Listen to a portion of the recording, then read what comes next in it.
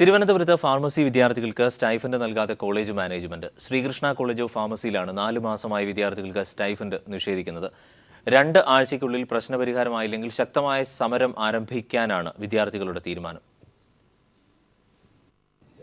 Thiruvananthapuram പാറശാലയിലെ Sreekrishna college of ഫാർമസിയിലെ വിദ്യാർത്ഥികളാണ് പ്രതിഷേധ കൊടി ഉയർത്തിയിരിക്കുന്നത്. 6 വർഷത്തെ കോഴ്സാണ് ഡോക്ടർ ഓഫ് ഫാർമസി. കോഴ്സിന്റെ 6ാം വർഷമാണ് വിദ്യാർത്ഥികൾക്ക് ഇന്റേൺഷിപ്പ് കാലയളവിൽ പ്രതിമാസം 5000 രൂപ സ്റ്റൈഫൻഡായി നൽകുകയോ ട്യൂഷൻ ഫീയുടെ 50% നൽകുകയാണ് ചെയ്യുന്നത്. എന്നാൽ ഇത്തവണത്തെ ഇന്റേൺഷിപ്പ് വിദ്യാർത്ഥികൾക്ക് 4 മാസമായിട്ടും സ്റ്റൈഫൻഡ് നൽകിയിട്ടില്ല. ഇതിനെ ചോദ്യം ചെയ്തതിനെ തുടർന്ന് 4 വിദ്യാർത്ഥികളെ മാനേജ്മെന്റ് സസ്പെൻഡ് ചെയ്യുകയും ചെയ്തു.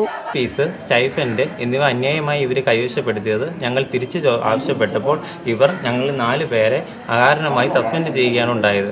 ഇതുകൂടാതെ ഇവർ സ്റ്റൈഫൻഡ് തരത്തില്ല എന്നും പ്രൊജക്ട് ഫീസ് തിരിച്ചു തരാൻ സാധിക്കില്ല എന്നും ഇവർ ഞങ്ങളുടെ മാതാപിതാക്കളോടും ഞങ്ങൾ കുട്ടികളോടും ഇവർ തുറന്നു പറയുകയുണ്ടായി.